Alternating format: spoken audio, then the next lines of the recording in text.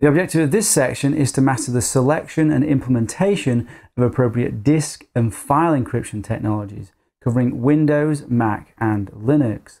You will learn how disk encryption is attacked, how to mitigate those attacks.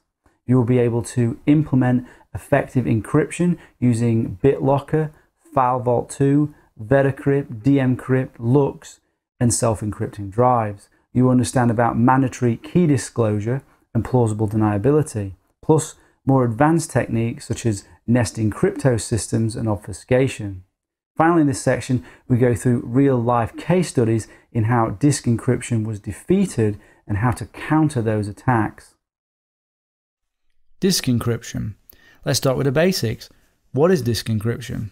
Well, it's a technology to protect data by converting it into an unreadable format through encryption so that only authorized people can read that data. It is the cryptographic protection of a logical part of a disk, such as a folder, partition, or the whole disk, so that all data written to it is automatically, transparently encrypted and decrypted on the fly. And a disk in this context, it can be internal or it can be an external hard disk. It can be a USB flash disk, a SD card, DVD, CD, virtual storage disk, loopback device such as an ISO image, as well as most storage mediums that are readable as a block device or file system.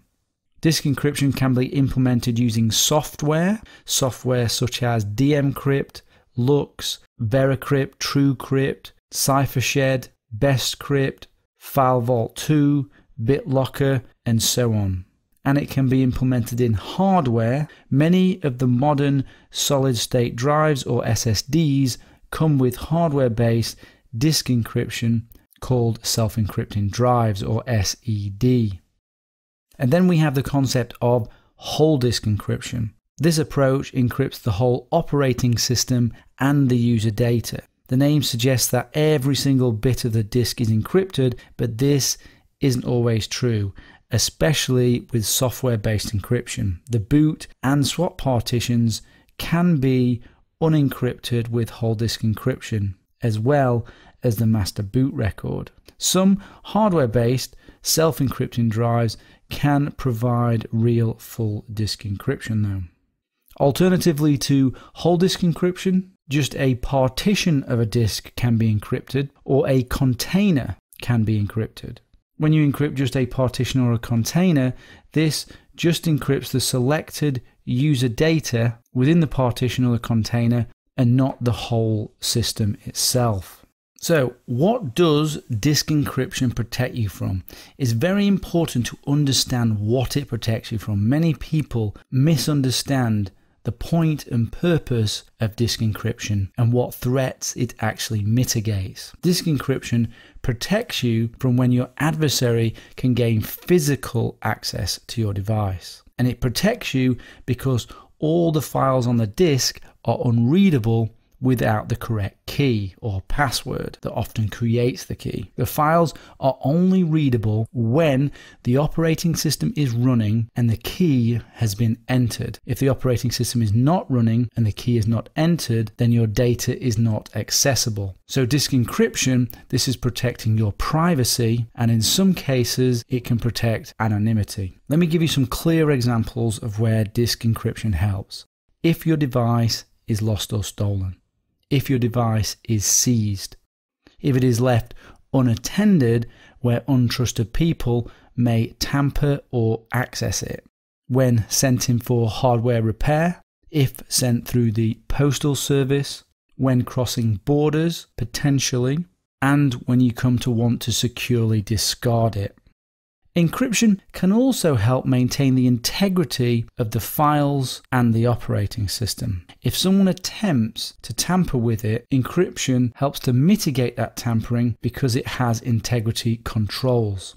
preventing the installation of things like rootkits, keyloggers, and general malware which can get access to your files and decrypt your key while it is unattended. So because you have disk encryption, somebody can't just put some bytes onto your disk that are actually malware. If those bytes are entered onto your disk, the disk will no longer function correctly. Your standard operating system passwords provides almost zero protection against someone with physical access to your device. The password can be bypassed simply by booting your device into another operating system and examining the file system. You can do this with live CDs, or you can take out the hard drive and connect to it with another machine. You cannot do this, you cannot explore the file system if you have whole disk encryption. So the point is, operating system passwords provide no protection against someone who has physical access to your device, even if you have a super complex password. What does protect you from physical access is disk encryption.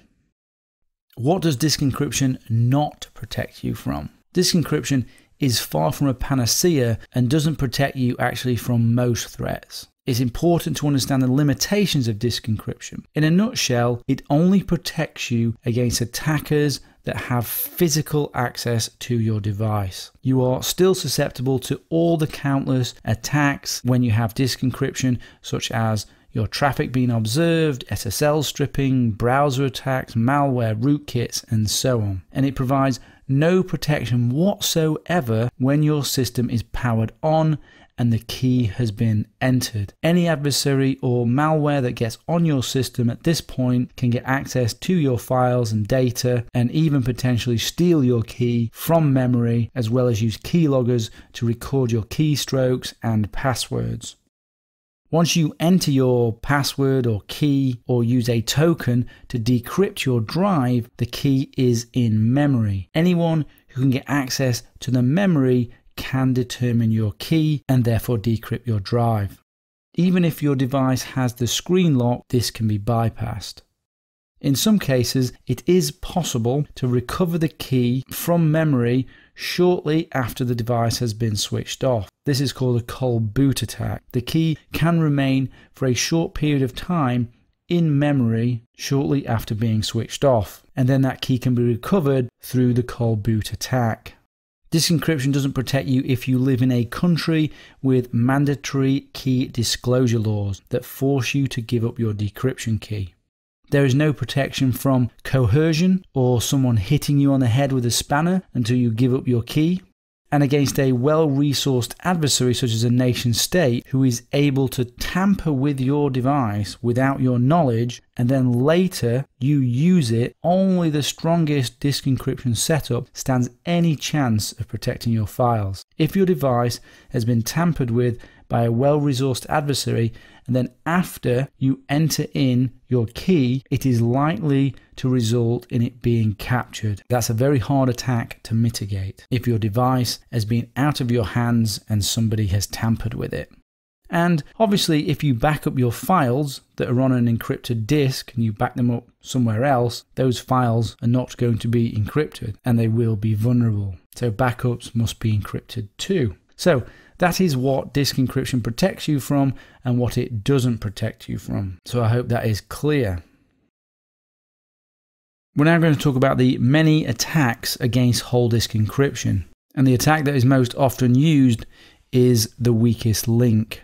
So first, let's consider breaking into crypto algorithms and brute force attacks. A cipher is considered to be strong when there exists no current practical method of breaking it. This does not mean in future that a method will not be devised. Well-studied ciphers such as AES, Twofish, Serpent should be good for maybe 10, 20 years, something like that. So bear that in mind. They may be strong by today's standards, but in the future there could be practical attacks. To potentially mitigate these future attacks, it is possible in some disk encryption systems to combine or cascade encryption algorithms like using AES, Twofish, Serpent. This could mean that multiple practical methods would need to be devised per algorithm to break the crypto. To the best of the security community's knowledge and based on leaked documents, the math holds up, and there is no secret super special decryption computer owned by some secret agency or the Five Eyes. If there is, they don't use it because there's been many opportunities and cases where they could have used it. This all points to there not being any super special decryption computer that no one knows about, and it's been kept super secret.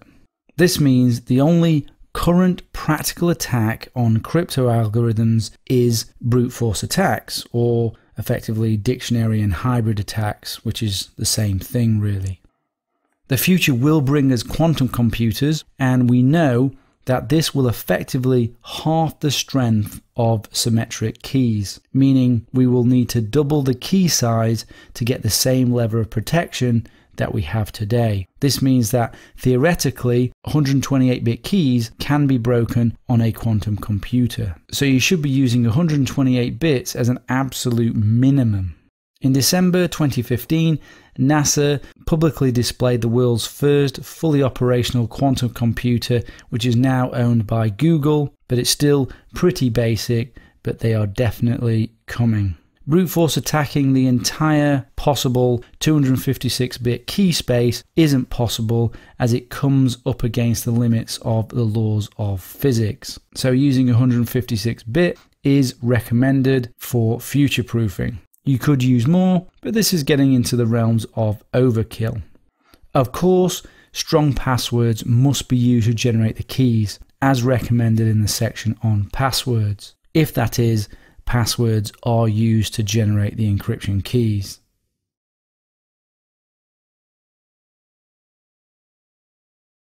Implementation vulnerabilities run rampant in both hardware and software encryption systems. There is actually a long history of them. This is a major concern when selecting what product to use. Encryption is hard to get right, and people often introduce weaknesses when they develop it. Unless a system has been rigorously audited and scrutinized, it's hard to have any real faith in it. Open source crypto systems can make assessing it easier due to community scrutiny, and closed source systems rely more on trust. There are potential configuration issues. Some crypto systems give you enough rope to hang yourself and allow you to configure it in a way that can easily be bypassed. Implementation and configuration vulnerabilities are often your weakest link. And then there are deliberate backdoors and implementation weaknesses that can be introduced by an adversary. This is not spy novel stuff. There are many documented cases. The NSA and GCHQ are particularly skilled in introducing these into crypto systems. And when I say skilled, they are genuinely skilled at it, which is impressive, but not good for you if they're your adversary. There's software-based attacks as well. Bad design could result in information being stored in places like the registry, swap, virtual memory, crash dumps, and these could be used to compromise the system. Bad design does unfortunately happen, and no matter how strong your algorithm and password, if your design is doing something silly like dumping your memory when it crashes and leaving it on the disk, that's a big problem. And finally, you have the unknown errors, the features that we haven't planned for. These need to be taken into account of too, and the possible risk around those, and the use of compensating controls are what you would use to protect against unknown attacks. An example of a compensating control to mitigate against unknown attacks against disk encryption might be that you never let your device out of your sight. So that's the start of the attacks against disk encryption. Physical attacks on disk encryption. When we covered the NSA Ant Catalog, we spoke about many different physical attacks to give us an idea of the sort of threats that are out there. Many of these types of threats will help circumvent encryption or help obtain the secret key. These include hardware keyloggers, retroreflectors, firmware rootkits, as well as simply observing a person through a hidden camera typing in the password that unlocks the encrypted disk. These are all forms of physical attacks to easily defeat encryption by simply obtaining the key. With encryption, you have to attack the weakest links. And installing a camera to watch you type in the password is much easier than trying to brute force the password. The main mitigation to physical attacks is, by whatever method possible, don't allow your adversary to touch your device or even visit locations where you use your device. This obviously isn't always possible, but it should be your first line of defense. If the consequences are high, acquire your device in a secure and anonymous way. Make sure it is fully switched off, not in hibernate or sleep. Fully switched off, lock it away, conceal it. Don't leave the house without it. Your device could even be intercepted and modified before you even get it, which is why open source hardware is becoming more popular. As we have mentioned, critically, once you enter your password or use your token or your key is in some way entered and your drive is decrypted, the decryption key is then in memory. It has to be so you can view your files. Anyone who can get access to the memory can determine your key. There are many physical attacks to do this, and I'm going to go through them now. DMA attacks. Your device is likely to have ports that support DMA, or what is called direct memory access. Ports that support DMA include PCI, PCI Express, FireWire, Thunderbolt, and others. If your adversary can physically access one of these ports, they can use tools to extract the secret key that you're using to encrypt your drive and inject commands into the operating system, and a lock screen provides no protection. What you can see here in front of you is an open source tool called Inception that can do that very attack. And here is a demo of Inception viewing the memory.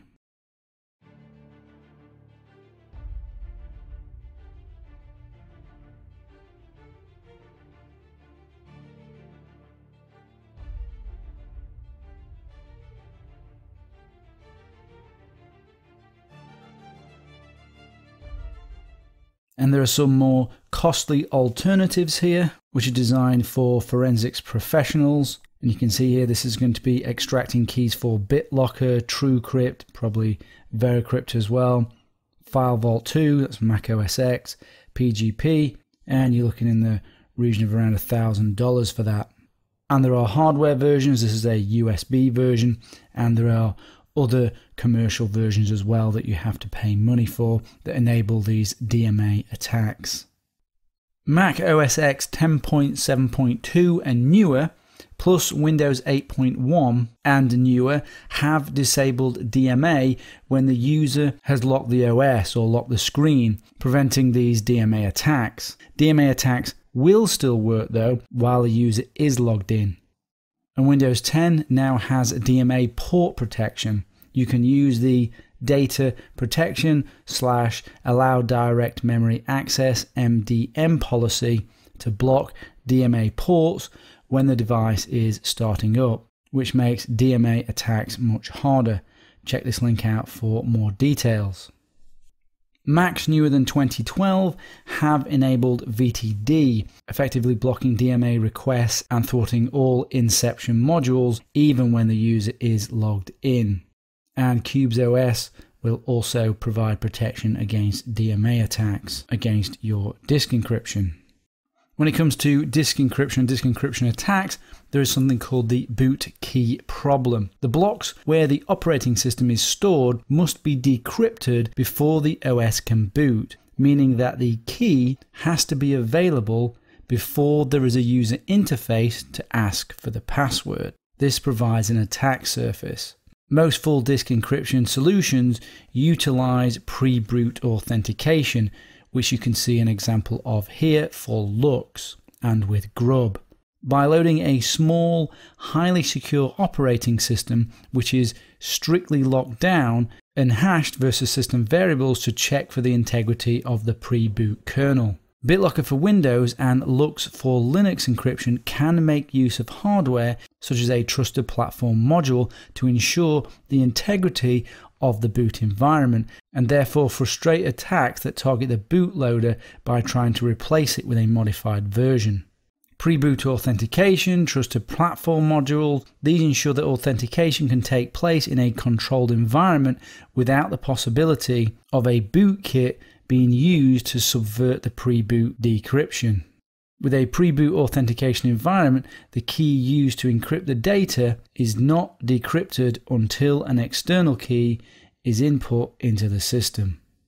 The cold boot attack, another method that provides a means to obtain a dump of a computer's volatile memory even if the machine is locked. The dump can be used to reconstruct disk encryption keys and get access to the content of encrypted disks.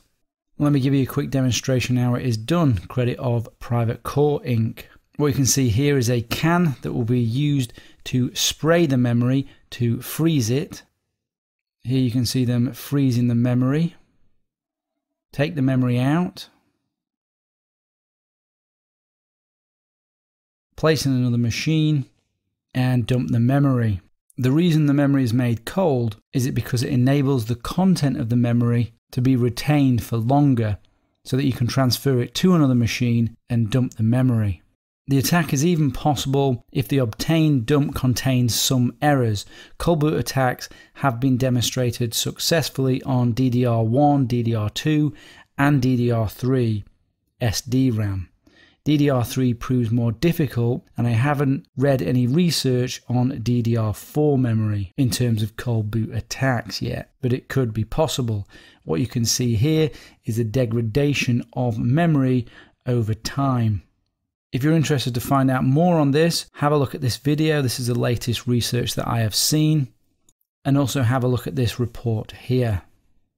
Whole disk encryption suffers from the boot key problem, which provides opportunity for various attackers. With a software implementation of disk encryption, the boot partitions cannot be encrypted. For example, BitLocker leaves an unencrypted volume to boot from, while the volume containing the operating system is fully encrypted.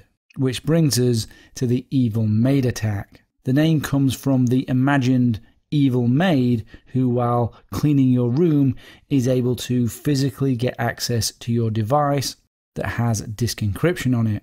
The evil maid, the attacker, boots the device, as you can see here on the screen, using another operating system like a live CD, a specially constructed operating system to do the attack, and changes the bootloader to a hacked bootloader version. The next time the device is switched on and the decryption key entered, it can then be captured by the bad bootloader, which you can see demonstrated here with TrueCrypt. And depending on however this is coded, it could then send it off to the internet, or it could store it for later retrieval. If the bootloader is compromised, the whole operating system is compromised effectively.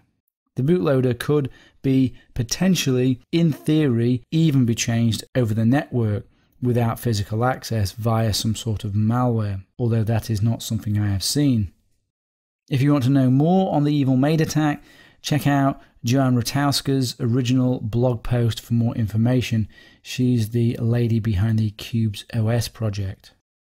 There is also the knowledgeable Evil Maid, an adversary with physical access to the encrypted disk and with exact knowledge of where on the disk specific files are located, could modify exact encrypted bits. In doing so, they could be modified in a specific way to compromise the encryption. For example, making changes that then, when the operating system is booted, it initiates the download of a keylogger or malware to discover the secret key. That is the knowledgeable Evil Maid. And to finish up on physical attacks, there are a whole host of other physical attacks. They could replace the device or hard drive with a similar one with a hacked bootloader to capture the key. They could install hardware keyloggers, a bus mastering device capturing memory, firmware rootkits, or install any other malicious hardware, allowing the attacker to capture unencrypted data, including encryption keys and passwords. They could hot swap the drives, cables, do side channel attacks, and so on. When an adversary has unattended physical access to your device and you're trying to protect it with disk encryption, and then you take that device and re-enter your secret key, it's pretty much game over. For hardware-based disk encryption, also called self-encrypting drives or SED, the problems are similar to what we have already gone through already, although sometimes self-encrypting drives encrypt every bit on the drive, and hardware is used to start the decryption process. But this does vary per implementation. But the general problems that we've gone through already still apply to self-encrypting drives or SEDs. There are attacks and issues specific to encrypted containers, volumes, and partitions. If you opt for not encrypting the whole disk and only encrypt a volume or partition of the disk, or create an encrypted container, the attack surface is potentially, more than likely, is increased over whole disk encryption. Most of the same attacks apply if you don't use whole disk encryption, plus the attack surface is potentially increased, mostly because all of your operating system files are not encrypted if you don't use whole disk encryption. This is an increased attack surface. With whole disk encryption, nearly everything is encrypted, including the registry, swap, virtual memory, browser history, crash dumps, and temp files. So without whole disk encryption, these can give away private and confidential information. And again, without whole disk encryption, you may even fail to encrypt private files inadvertently, leaving them unencrypted somewhere on your disk. When you come to want to end of life your device, it's quicker to securely prevent access to the data when you have whole disk encryption. But there is a potential advantage to containers. One advantage to containers is to have several of different levels of security. Keep the high security ones closed until needed. This reduces the window of attack. Encrypted volumes with some crypto systems can provide plausible deniability as they don't contain any signature of encryption. You can combine whole disk encryption and container encryption, but this will obviously slow the system down. And as for container encryption solutions, I would probably recommend Veracrypt for Windows, Mac, and Linux. Although TrueCrypt is still usable because it is stable, but there are some issues with it, but nothing so major that it will decrypt the disk. But the problem is it's hard to make solid recommendations for disk encryption at the moment because the products are very fast changing, which isn't great. Windows, and especially the later version of Windows, are more and more becoming incompatible with real privacy and anonymity. They are designed to be fully Internet and Microsoft integrated operating systems. These operating systems are fundamentally about sharing information in order to provide you new functionality around those features like Cortana. So you're fighting against an evolution towards a design that is incompatible with real privacy and anonymity. But putting that aside, your choice of encryption software has to be based on mitigating the known attacks that we have gone through, your personal threats, and your expected adversary. Those make a big difference as to what technology that you choose. I'm going to go through the current, what I see as viable disk encryption or software disk encryption that is available as of recording. First, we have to mention TrueCrypt. This has now been abandoned as a project, but is still available here at Steve Gibson's website. It does have security bugs, but none that affect disk encryption. It's aging fast, but it's still viable at a push. And I'll talk more about this shortly. Then in terms of forks of TrueCrypt, there are two viable contenders. The first is Veracrypt, which you can see here.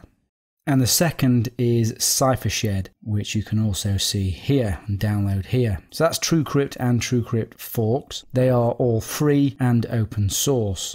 Another free and open source option for Windows is Descriptor, which again, in fact, all of these we're going to discuss as we go through, just talking through the options at the moment. And then moving towards paid and closed source versions for Windows, we have Semantic Drive Encryption, which as it says is a PGP derivative. And also paid for and closed source, we have Bscrypt, which you can see the interface for here, and this is available, the container version, at this URL here. And then the last viable product for Windows for disk encryption, which is free and closed source, is BitLocker. BitLocker is the product that comes with Windows. And for other options, you can check out the Wikipedia page for comparison of disk encryption software. But what I've gone through there is what I consider to be the viable options for Windows. And now we're going to start digging into the details as to the differences between them and what you might want to use and why. So let's talk about Windows disk encryption and BitLocker. For whole disk encryption, and for most people with Windows 7, Windows 8, 8.1 and 10, I would actually recommend Microsoft's own BitLocker. You are using Windows, so I make an assumption that your privacy and anonymity needs are only moderate or low. Otherwise, you simply wouldn't be using Windows.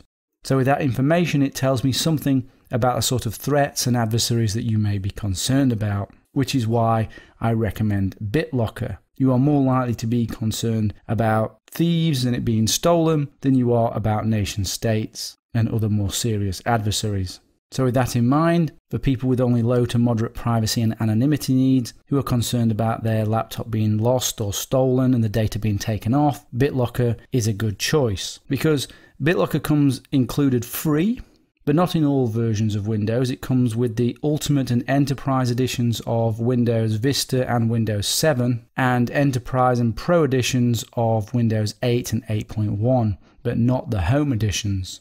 On Windows 10, it's available on Enterprise, Pro, and Education editions, but not the Home editions. So unfortunately, it's not available on all editions, and you may not have it.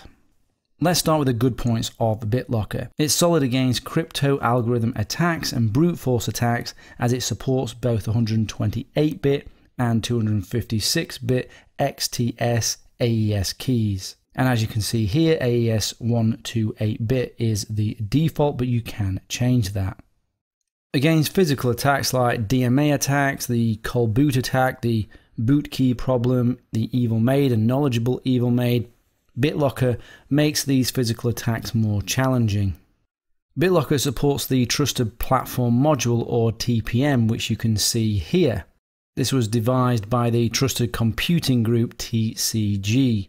The TPM is a protected and encapsulated microcontroller security chip installed on the motherboard that provides a theoretical safe haven for storing and processing security-intensive data such as keys, passwords, and digital certificates. The TPM should make it much harder to access crypto data without proper authorization. It allows for accelerated and storage processing of cryptographic keys, hash values, and pseudo-random sequences. You would obviously need a device, a laptop, that has one of these TPM chips in order to take advantage of this protection when you're using BitLocker. The screen you can see here is one of the configuration options that you have within BitLocker to choose your TPM settings. TPM helps enable a secure boot process and helps release the secret key only after confirming the integrity of the bootloader, which is a defense against the evil maid and knowledgeable evil maid and attacks around the boot process. I would say a TPM helps delay a physical attack. It does not stop it. BitLocker supports pre-boot authentication with multiple keys, multi-factor, which helps mitigate cold boot and evil maid attacks. BitLocker offers these combinations of authentication methods that you can see here in front of you. These are separate from the operating system username and password that you would use. These are purely for BitLocker and BitLocker authentication. So this means that these must be shared with all users of the device that is using BitLocker. There are no individual logins for BitLocker. So if you use a password, for example, as your method of encrypting BitLocker, then all users of that device will need to know that same password. And if you look at that list there, there's actually 3 modes of operation that you can use. So first is the transparent operation mode, or when you're using just the TPM only.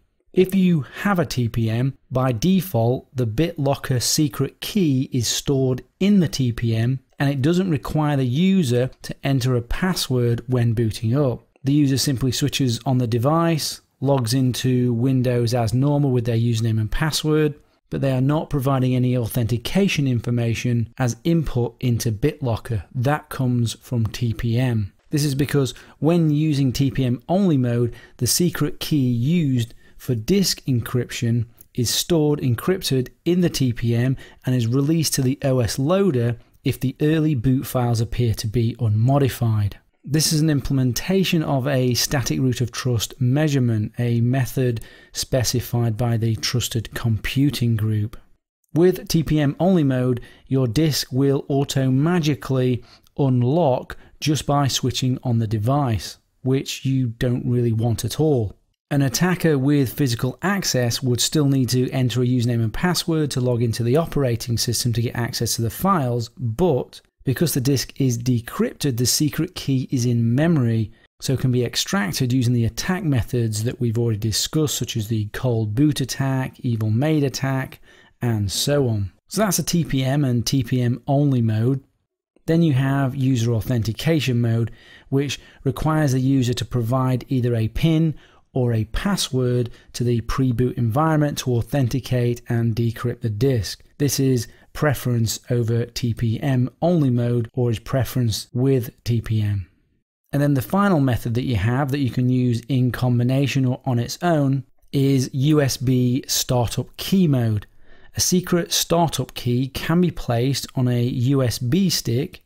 Then what you do is you insert this into the device when you're booting it up, and this startup key will be used to decrypt the disk. But the BIOS would need to support the reading of USB devices in the pre-OS environment. Not all of them do support this. What you can see here is the YubiKey specification page, and you can see here we've got CCID Smart Code as one of the features of YubiKey. The startup secret key may be provided by a USB CCID protocol device, such as the one we have here, YubiKey. There are many others that support CCID, but this is one of the very popular ones. Using a CCID device such as this is a more secure option than using just a USB with a copy of the startup key on it. This is because the CCID protocol hides the private key using a cryptographic processor embedded in the smart code, which mitigates the secret key from being copied if you just have it on a USB stick. TPM plus PIN plus CCID USB key is the strongest authentication combination, but if you only are concerned about your device being lost or stolen and the data being accessed, then a strong password is sufficient against this level of adversary. And another major plus for BitLocker is it's fast, it's free on most operating systems, and it's pretty easy to use. Although if you really want to start configuring it, it's a bit of a pain because you've got to go through the local group policy editor. There isn't a nice GUI for it. Now for the bad points for BitLocker. Some people simply don't trust Microsoft at all, so will be opposed to using BitLocker to encrypt their disk. Some people openly suspect that the keys within BitLocker have been deliberately weakened by Microsoft. From the evidence I have seen, I don't believe that this is actually the case. But Microsoft has a history of cooperation with the NSA, for example, and people rightly worry about possible backdoors, although again, this doesn't seem to be a reality. We know that the UK and US are known to have approached Microsoft about putting in backdoors to BitLocker, but were denied according to what we have seen. BitLocker is closed source and Microsoft hasn't been very open about BitLocker under the covers at all. They removed something called the Elephant Diffuser without public notice, which is really not good, which makes knowledgeable evil-made attacks actually easier. The Elephant Diffuser helps with integrity, basically. And Microsoft explained this sort of PR disaster away by explaining that they removed it for FIPS compliance reasons and for improving speed. But it's bad practice to make changes like this without public announcement. It makes people rightly suspicious. You suddenly remove something that makes a certain attack vector possible and you don't make a public announcement about it. What are people going to think? What do they expect people to think? If you have serious concerns about Microsoft weakening BitLocker, installing backdoors, and working with the NSA or other governments, then you have bigger problems than BitLocker. Microsoft controls the operating system. So if you fundamentally don't trust Microsoft, then you can't trust the operating system either. It's simply time to move to Linux. Go on, you know you want to.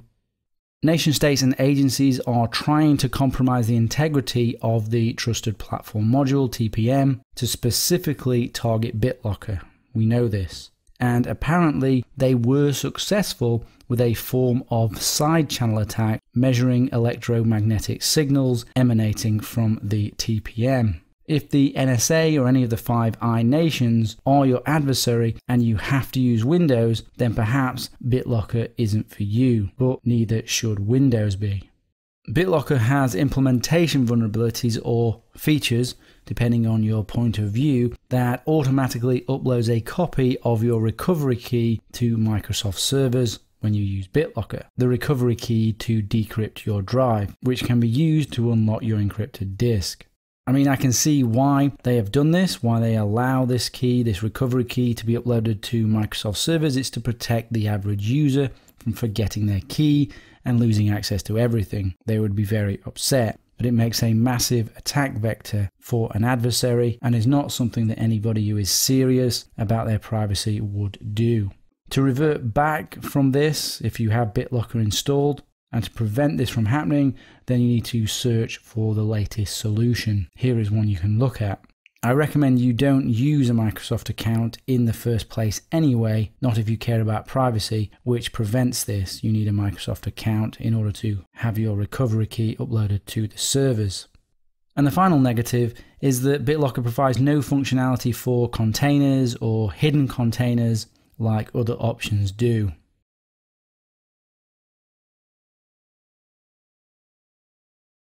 So in conclusion, BitLocker is recommended for Windows users who are concerned about their device being lost or stolen and their data accessed, but it is not recommended for those who are suspicious of Microsoft or whose adversaries are the NSA, GCHQ, or any of the Five Eyes nations. So that's my views on BitLocker, the pros and the cons and the recommendations. Hope that helps. Let's look at how you can set up BitLocker. Here we are in Windows 10. Remember, BitLocker comes included free in only a few versions. It comes in the Ultimate and Enterprise editions of Windows Vista and Windows 7, and the Enterprise and Pro editions of Windows 8 and 8.1, but not the Home editions. On Windows 10, it's available on Enterprise, Pro, and Education editions, but not the Home editions. And I've not tested BitLocker out on all those different versions, so there may be some slight variations between them. I'm not actually sure. But this version here is Windows 10.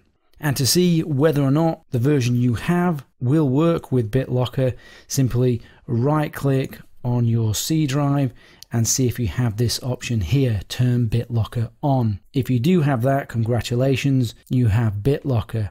If not, then you're going to need to upgrade in order to get access to BitLocker. So let's turn on BitLocker. Simply just click here. Now, as you can see here, it's saying this device cannot use a TPM. So if you do not have a TPM, you're going to get this message here, and you're going to need to change some of the settings in order so that you can use it without a TPM. And to do that, you need to go down here and you need to type in gpedit.msc. And you'll see there you've got the gpedit Click on this, which will bring this up, and you need to go on Local Computer Policy, Administrative Templates, Windows Components, BitLocker Drive Encryption, Operating System Drives, and then Require Additional Authentication at Startup. Double click on this. So this is if you do not have a TPM. Click Enable and Apply. Okay. Then we'll go back, right click, turn on BitLocker. And there we go. We're presented with a couple of options for authentication.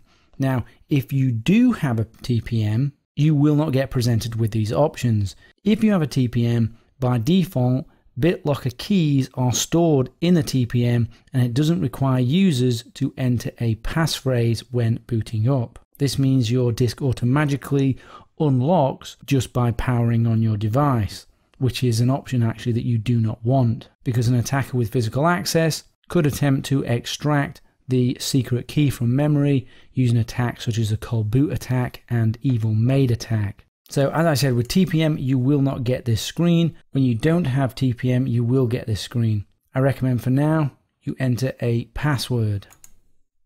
Let's put a password in here.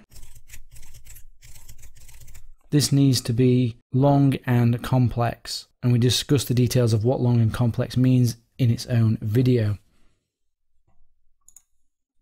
Now I've got the option for a recovery key. If you save one here by your Microsoft account, that means Microsoft will be able to decrypt your drive because the key will be stored on their servers. If you're only concerned about thieves and your device being stolen, then perhaps that's a viable option. But if you are more concerned and want more serious encryption, either don't back one up and simply make sure you remember your password, or save your recovery key to a file to another secure location using this option here, or even print it and keep it somewhere extremely safe. But storing it on a secure location on one of these is probably best. So let's save one to file now, and it will need to be away from the drive that is encrypted, otherwise it simply won't work.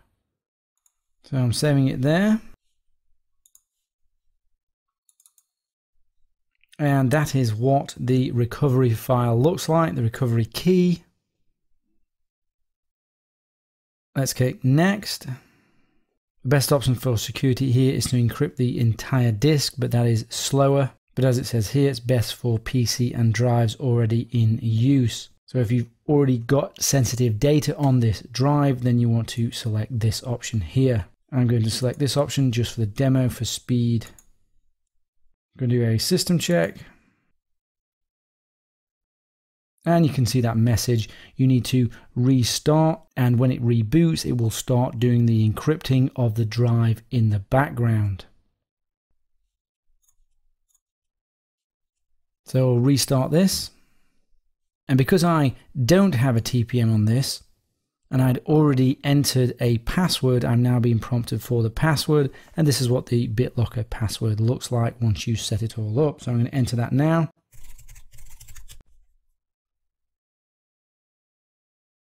Now if I right click on here, I can see I've got Manage BitLocker instead. I've also got Change BitLocker Password, Manage BitLocker. If you installed BitLocker and you do have a TPM, we want to add authentication now other than TPM only. So let's go here and type in gpedit.msc, which you can see there. And we want to go to Local Computer Policy, Administrative Templates, Windows Components, BitLocker Drive Encryption, Operating System Drives, and then Require Additional Authentication at Startup. And you want to set this to Enabled. Then within the BitLocker options, you can select your authentication method, whether it be PIN or USB startup key. As I've said, TPM plus PIN plus CCID USB key is the strongest authentication combination. But if you're only concerned about the device being lost or stolen and the data accessed when that happens, then a strong password is sufficient against this level of adversary. Setting up TPM plus PIN plus USB startup key authentication isn't available, certainly as of recording, to set up via the GUI, so you're going to have to do it via this command here, this manage-bde command. And this is the sort of command that you are going to need, but I recommend that you read up on the latest way of doing this if you come to want to do this. And there is also a link here that I would recommend that you read, which will take you through how to configure the TPM, PIN and USB startup key authentication combination, all three at once. This provides you some of the basic options if you just run the command, but again, like I said, I suggest you search for the latest way of doing it. And back to here, you can suspend the protection because it is currently going through encrypting the disk. You can back up your recovery key again, which we've already done. We can change the password because we've got a password on this. We can remove the password and we can turn off BitLocker completely. And there's TPM administration as well here if you have TPM. And within the local group policy editor, there are also a number of configuration changes that you can make. For example, you can change the encryption from 128 to 256 using the choose drive encryption method and cipher strength. Click here, enable, and then you can change to 256-bit here. This is going to slow your device down, but generally for disk encryption, I would recommend 256 bits as this future-proofs you against potential attacks. Although if you're using BitLocker, you probably don't have high concerns about privacy and anonymity. You can check the status of BitLocker if you type in manage-bde-status. And I can see here this is currently AES128. That will obviously change to 256 if you change the encryption. And we can see it's password and numerical password. We go back here. Go to operating system drives, and you've got things like allow enhance pins for startup. You can enable this. This will permit the use of characters including upper and lowercase letters, symbols, numbers, etc. Apply that. So there are a few settings there that you may want to play with. And if you want to find out more about those settings, check out this link here. So that's BitLocker and how to set BitLocker up. Hope that's helped. The next viable option for Windows, and especially if you have an adversary to Microsoft and are concerned about BitLocker implementation issues, is VeraCrypt. This is possibly the most viable fork of TrueCrypt. And TrueCrypt, if you're not aware, was the leading free open source disk encryption tool pre-Windows 8. But for unclear reasons, the developers abandoned the project. VeraCrypt and CipherShed were two resulting forks of this project being abandoned. First, the good points about VeraCrypt. Ciphers offered are those that you can see here. We've got AES, we've got Serpent, we've got Twofish, and these are 256-bit keys and XTS mode of operation, which is what you want. It also offers cascades, which you can see here, or chaining of ciphers together. For example, AES, Twofish, Serpent. This can potentially future-proof you against practical methods of attack against a single algorithm, but these will be slower. You can click here and test your system to see how fast it is with each of the algorithms. Then you can make a choice based on that. AES is likely to be the fastest and is recommended for most situations. But if you don't need speed, say you're creating a container that you may not access very often, then you could opt for a cascade. And if we were to compare this to BitLocker, BitLocker doesn't offer cascades. Let's talk about implementation vulnerabilities. TrueCrypt, which VeraCrypt is based on, has been security audited at least a couple of times that I'm aware of and that is publicly known. One you can see the results of here, and there was also another one done by the German government. Some security issues were found with TrueCrypt, but nothing that could decrypt the drive, nothing earth-shattering. and these have been fixed now in VeraCrypt. They are not fixed in TrueCrypt. The Google Project Zero has also found a couple of issues: local elevation of privilege on Windows by abusing drive letter handling and by incorrect impersonation of token handling. The token handling issue here.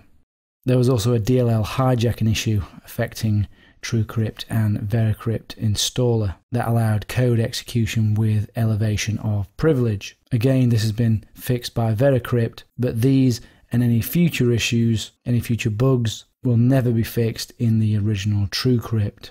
But with all that said, we have a level of confidence in VeraCrypt and in some ways TrueCrypt in its implementation that so far no security professional or hacker has been able to decrypt the disks, even with professional attempts. And based on the audits and the reviews, as the source code is open, we are pretty confident that there are no deliberate backdoors or weakened ciphers for TrueCrypt and VeraCrypt in where it maintains the same code. One major advantage of VeraCrypt over BitLocker is it offers container encryption via a file and also volume or partition encryption. So instead, or as well as whole disk encryption, you can use an encrypted container for other files as well.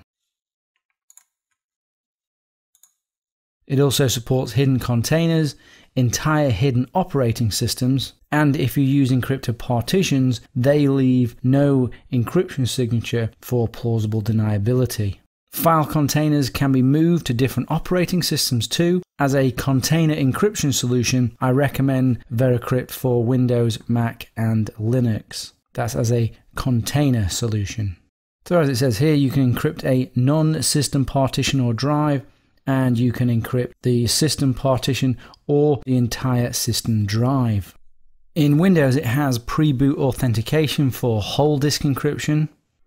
And for all supported operating systems, it has multi-factor authentication options, including key files, where you can use something like an MP3 file as a second factor of authentication. Also security or cryptographic tokens and smart cards that are accessed using the PKCS number 11, 2.0 or later protocol.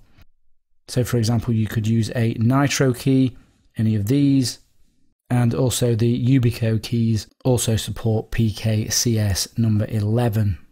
This is an example BIOS screen here to the left, and here is an example UEFI screen to the right. The basic input-output system BIOS firmware interface is actually being phased out now and replaced with the Unified Extendable Firmware Interface UEFI, which is a more functional replacement with better features and support for 2 terabyte drives plus. All Windows machines now have to support UEFI, and one of the security features of UEFI is called Secure Boot. Secure Boot protects against adversaries that try to tamper with the boot process in order to inject malicious payloads into the operating system, such as with the Evil Maid attack or Knowledgeable Evil Maid attack. When Secure Boot is enabled, the core components used to boot the machine must have correct cryptographic signatures, and UEFI firmware verifies this before it lets the machine start. If any files have been tampered with, such as a bootloader, it will break the signature and the system won't start. Without UEFI Secure Boot, adversaries can take advantage of several pre-boot attack points, including the system-embedded firmware itself, as well as the interval between the firmware initiation and the loading of the operating system. Malware inserted at this point has full control of the device and can report the secret key if entered. UEFI Secure Boot does not require a trusted platform module, as is the common misconception. If you want to know more about UEFI Secure Boot, I suggest you read this document here. So I'll say that again, UEFI Secure Boot does not require a trusted platform module. VeraCrypt is also fast, free, open source as I've said. There's a portable version too, which is brilliant, and it's pretty easy to use. And it's also under active development.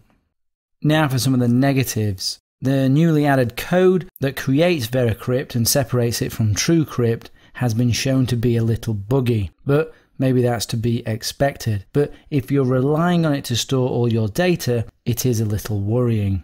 Maybe this will get better, maybe this will get worse. Hard to predict. Configuration-wise, VeraCrypt doesn't stop you from doing things that are silly, like using hibernate and sleep functions while the encrypted disk is open and the secret key is in memory. This will leave your secret key on the disk. Other products do protect you from that, which is a useful feature for some people. VeraCrypt is weaker against physical attacks than BitLocker. In fact, they have a design choice to not protect against tampering. VeraCrypt's own documentation states that VeraCrypt is unable to secure data on a computer if an attacker physically accesses it, and VeraCrypt is then used on the compromised computer by the user again. This is a very difficult attack to defend against, which is why VeraCrypt have adopted that approach, but I will cover some mitigations to that later. The VeraCrypt developers have no plans to use the Trusted Platform module, and here is their explanation. The question posed is, some encryption programs use TPM to prevent attacks. Will VeraCrypt use it too? Answer, no. These programs use TPM to protect against attacks that require the attacker to have administrative privileges or physical access to the computer, and the attacker needs you to use the computer after such access. However, if any of these conditions are met, it is actually impossible to secure the computer, and therefore you must stop using it instead of relying on TPM. They continue, if the attacker has administrator privilege, he can, for example, reset the TPM, capture the content of the RAM containing the master keys, or content of files stored on mounted VeraCrypt volumes, decrypted on the fly, which can then be sent to the attacker over the internet or saved on an unencrypted local drive from which the attacker might be able to read it later when he gains physical access to the computer. They also say if the attacker can physically access the computer hardware and you use it after such an access, he can, for example, attach a malicious component to it, such as a hardware keylogger that can capture the password, the content of the RAM containing master keys, or content of files stored on mounted VeraCrypt volumes decrypted on the fly, which can then be sent to the attacker, again over the internet, or saved to an unencrypted local drive from which the attacker might be able to read it later when he gains physical access to the computer again. They continue, the only thing that TPM is almost guaranteed to provide is a false sense of security. Even the name itself, Trusted Platform Module, is misleading and creates a false sense of security. As for real security, TPM is actually redundant, and implementing redundant features is usually a way to create so-called bloatware. End of their quote. So they're taking quite a hardline view on the TPM. For me, the TPM adds another layer of defense, but it's true if a well-resourced adversary can physically access the computer hardware and you use it after such access, it is game over. Also, if an attacker gains administrative privileges, the TPM can potentially be manipulated. And the final issue I see with VeraCrypt is its future and its potential for development. Because VeraCrypt and its forks aren't true free and open source software due to the original TrueCrypt license, this puts off developers from the open source community, which is a real shame because it could fly if the open source community took a hold of it. So because of that license issue, you do have an unknown there. For me, VeraCrypt is a viable whole disk encryption alternative to TrueCrypt with the bugs that have been found in it fixed. It betters BitLocker in being open source, supporting containers and hidden containers, hidden operating systems, cascading algorithms, and just has much more functionality and features than BitLocker. But as I said, if you only really care about your laptop being stolen or lost and the files being accessed, then BitLocker may be a better option. Also, it has suffered from bugs and niggles, which doesn't give you confidence when it holds all your precious files. And I'll go through now a quick summary of some of the other Windows disk encryption tools. Here is Discryptor. This is free and open source and supports whole disk encryption, but there's no support for UEFI or GPT and secure boot yet. There's no hidden containers, and I'm not aware of any security audits of the likes that TrueCrypt has had, so it lacks that rigor. It supports AES, Twofish, Serpent encryption algorithms, including the combinations of them in cascades. There's pre-boot authentication, which is good, options to place a bootloader on external media, and to authenticate using the key media. It's similar to VeraCrypt, but without the containers and with less reviews. I haven't used this extensively, so cannot comment on how stable it is.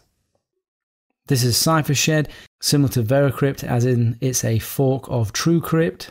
I have seen less development on CipherShed than we have seen on VeraCrypt, but potentially you might want to trust these people more. This is an option, but currently I think VeraCrypt is the most viable option as a fork of TrueCrypt.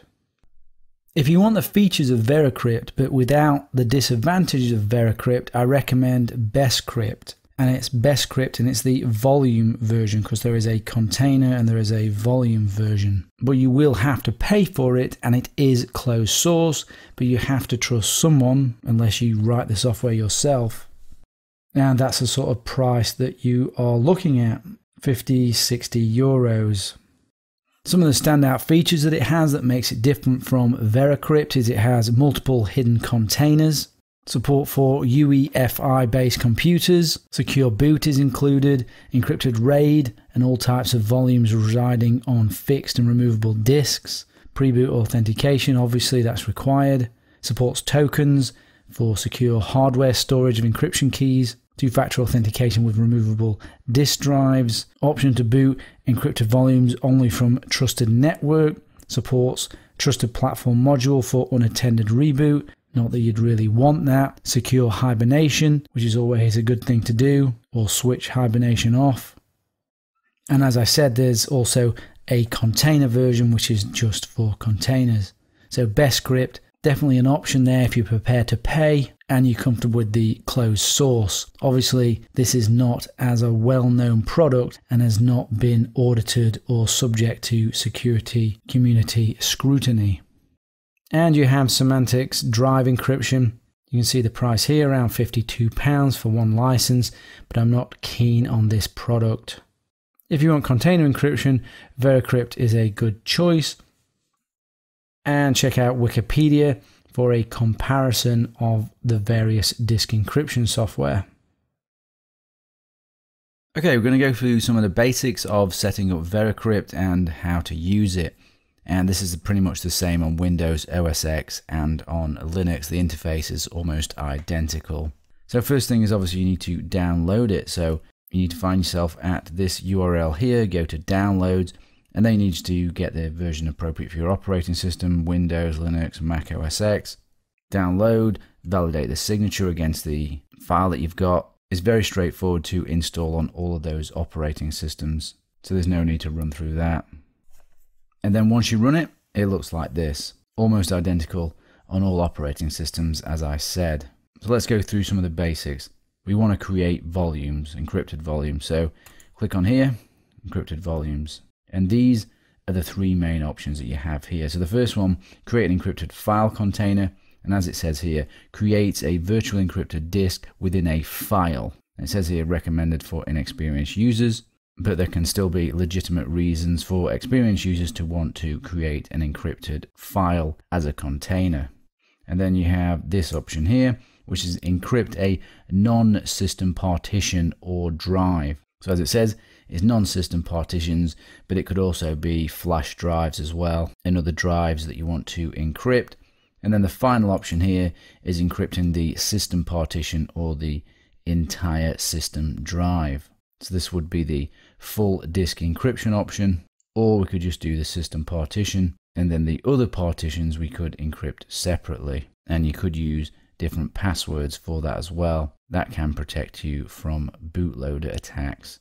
If you encrypt your system partition only, then you create separate partitions with data in and encrypt those separately with a different password or different authentication.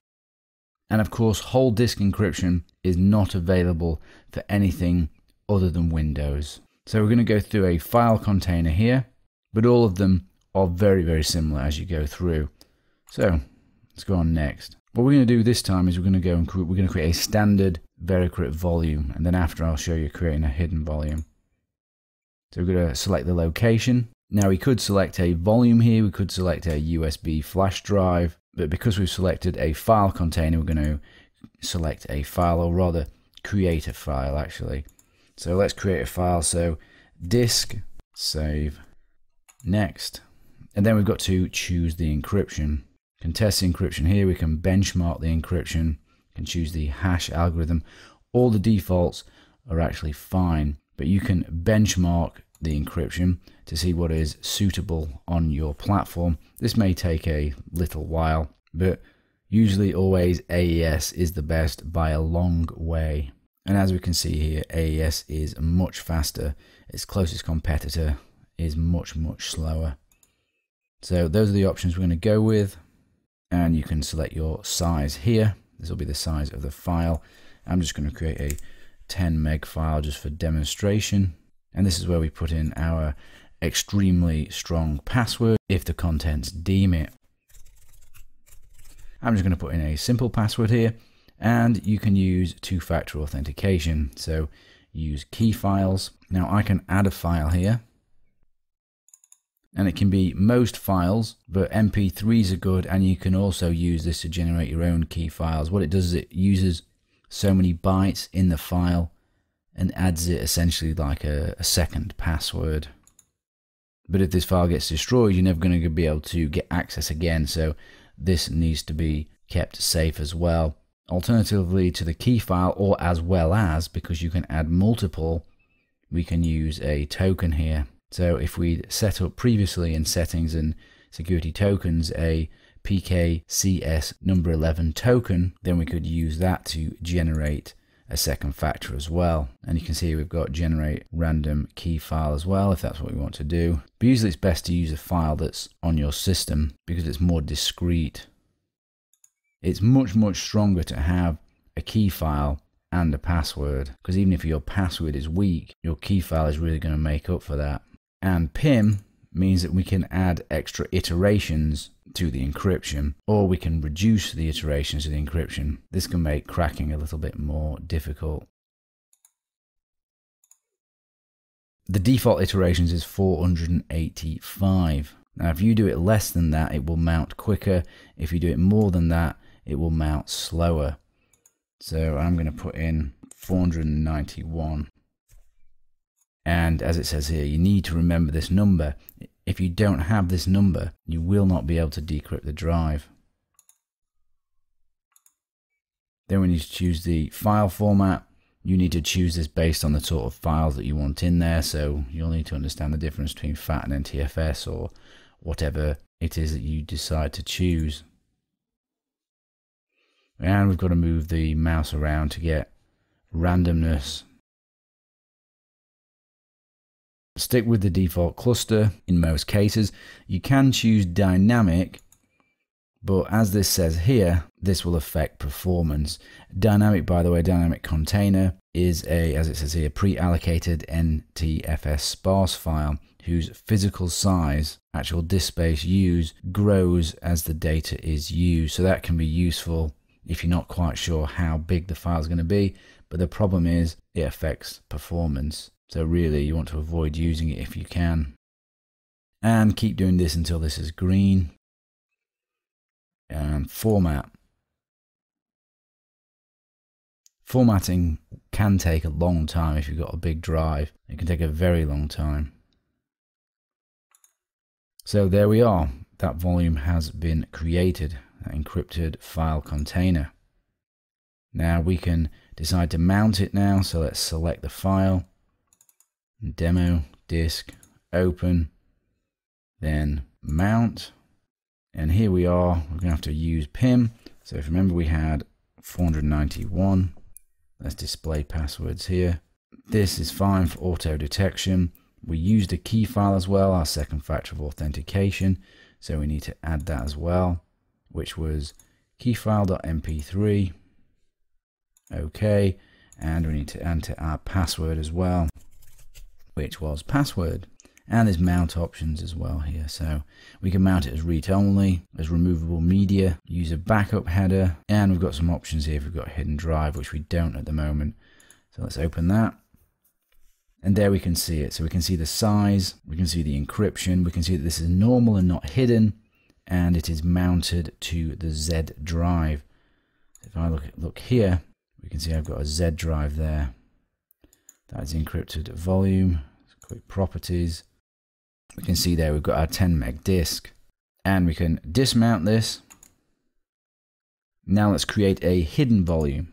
And again, as I said, this will be the same if it was a partition, basically the same sort of options. It is slightly different if you go through a full system partition encryption. There's more options to go through. So we're going to create a hidden. Now it's going to ask us if we want to do normal mode or direct mode. With direct mode, as it says here, if you select this option, you will create a hidden volume within an existing VeraCrypt volume. So if you have an existing volume, you can use this mode, but we're going to go with the normal mode where we create both the hidden and the normal container in one go. So next, select, demo, let's go with disk 2. So we're going to create the outer volume now. I'm going to go with these settings. I'm going to create one at 15 meg in size. Just have this as password. Warning that it's not long enough. Let's add some randomness with mouse movements. And format.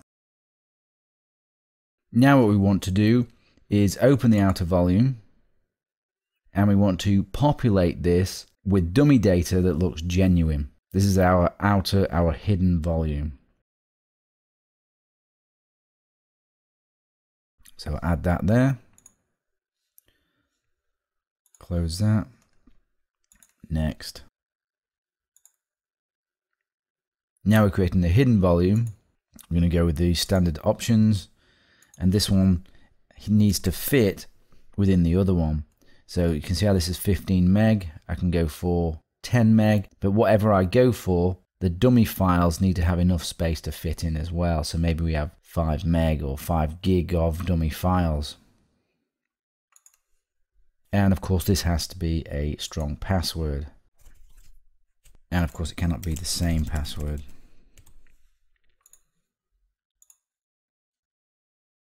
And you do this until it's green, format. And that's it, it's done. So now what we can do is if we select the disk, which was disk 2, and then mount. Now based on the password, it'll either mount the normal or the hidden drive. So let's mount the normal one.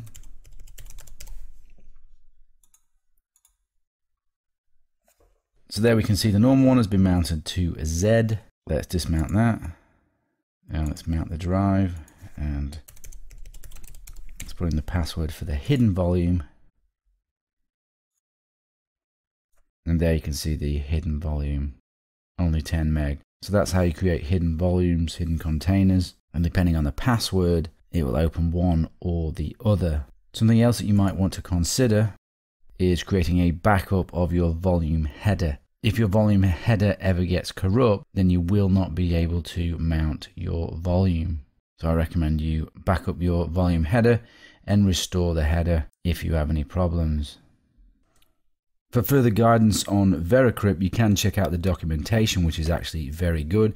And if you also go to download, you can download the full user guide here, which is definitely worth a read. This is it here, and it's pretty good generally just on crypto. So check that out. So there you go, that's some of the basics of VeraCrypt. Whole disk encryption options for Mac OS X are limited to say the least, but as of OS X Lion and newer versions of OS X, Apple now offers File Vault 2, which you can see here in front of you. And this is the web page for File Vault 2. This is Apple's version of whole disk encryption that technically is really actually volume encryption, but it does come free and is bundled with OS X now. Let's consider the good points first. With most of the Macs, the crypto happens in hardware, so enabling FileVault 2 has a somewhat limited impact on performance. The I/O penalty was found to be in the order of 20 to 30% when using CPUs with the AES instruction set, such as the Intel Core i. FileVault 2 uses the user's login password as the encryption passphrase. It uses the AES XTS mode of AES with 128-bit blocks and a 256-bit key to encrypt the disk, which is fine. Importantly, there is pre-boot authentication, which we would want. You can set a firmware password to prevent direct memory access DMA attacks that come via the interfaces such as FireWire and Thunderbolt.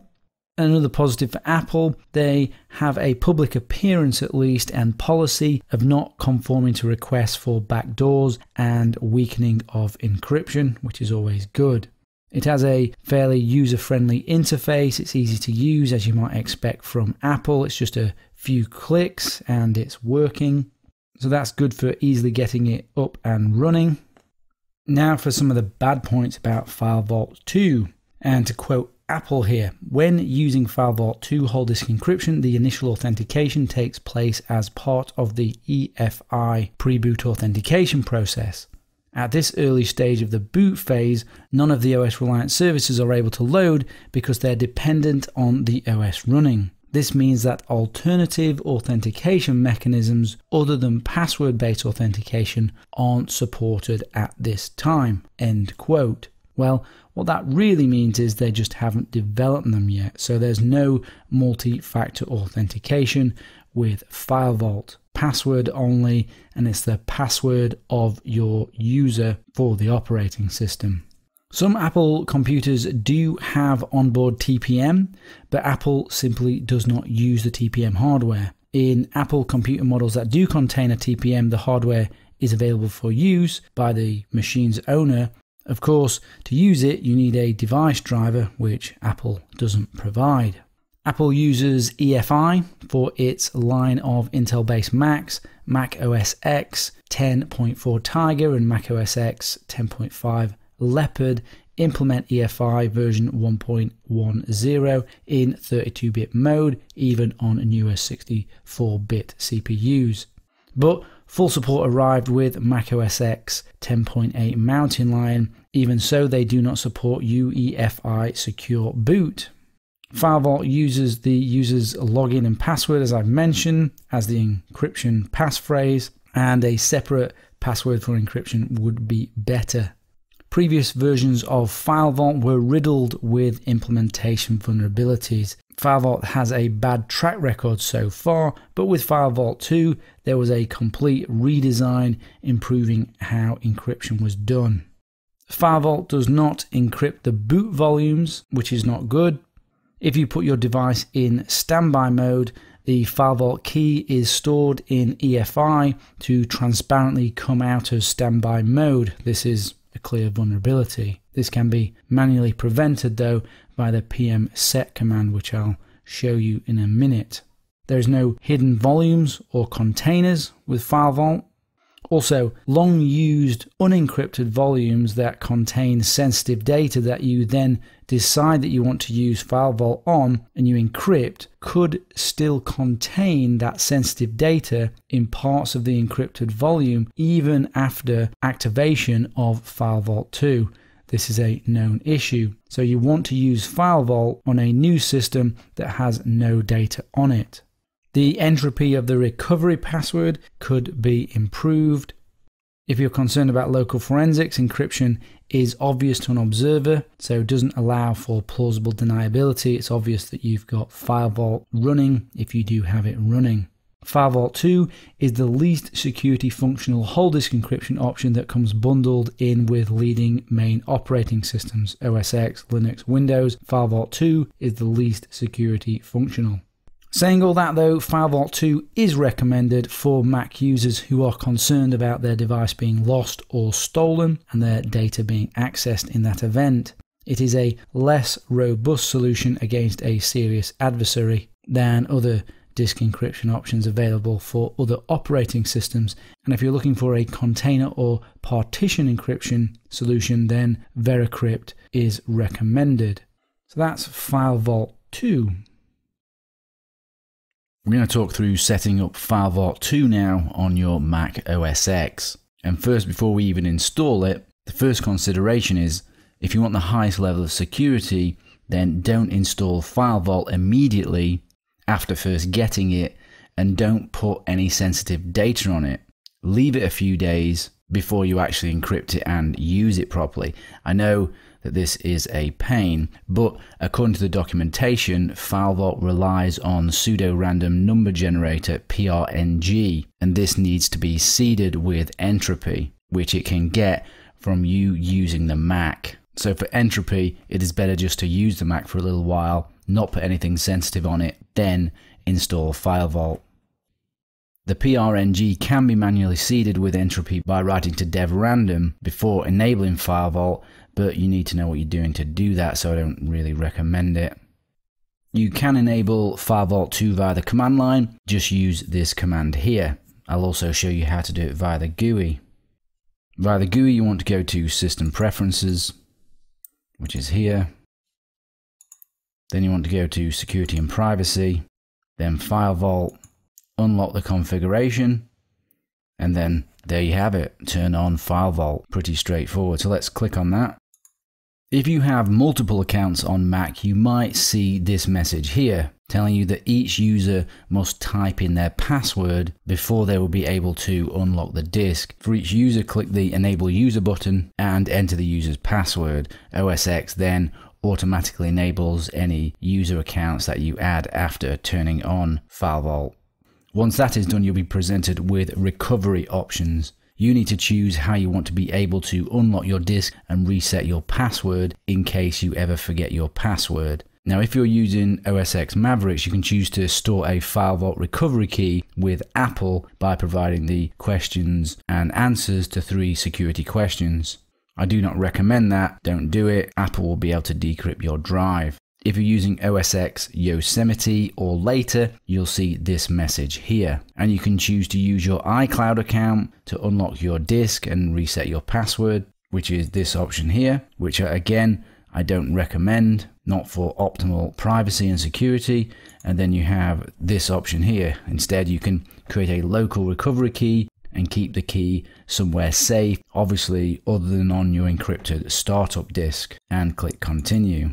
And as it says here, make a copy of this code and store it somewhere safe, and continue again and restart. After the Mac reboots, the disk starts encryption in the background as you use the Mac, and this will take some time. It happens only while your Mac is awake or it's plugged in. And you can check the progress here if you go to the FileVault section of the Security and Privacy Preferences. And of course, any files that you create are automatically encrypted as they're saved to your startup disk. It's pretty simple. And as you can see here, we've got a little timer, 13 minutes remaining. This is a very small disk, so it's happening quite quickly on this. And of course, if you wanted to switch it off, you click on Turn Off FileVault. But you cannot do that until the disk has fully encrypted.